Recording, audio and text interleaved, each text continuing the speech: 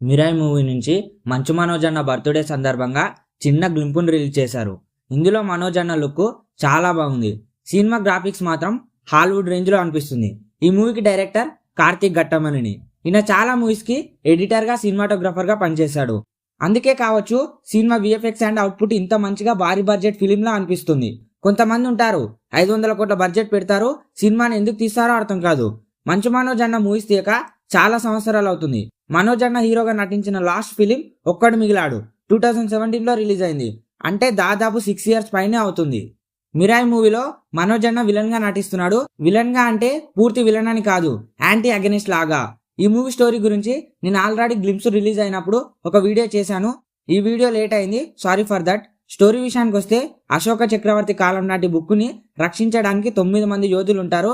వాళ్ళకి అగెనిస్ట్ గా ఉండే బ్లాక్ స్వార్డ్ క్యారెక్టర్ లో మన మంచు మనోజ్ అన్న నటిస్తున్నాడు. బ్లాక్ స్వార్డ్ అంటే ప్రపంచంలోనే మోస్ట్ డేంజరస్ సైన్యం.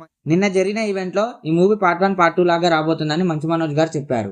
ఈ మూవీలో హీరోగా తేజ సజ్జా నటిస్తున్నాడు. ఈ మూవీ 18th April 2025 రిలీజ్ కాబోతుంది. ఇలాంటి అప్డేట్స్ మిస్ కావద్దనుకుంటే మా ఛానల్ ని సబ్స్క్రైబ్ చేసుకోండి. Thank you for watching.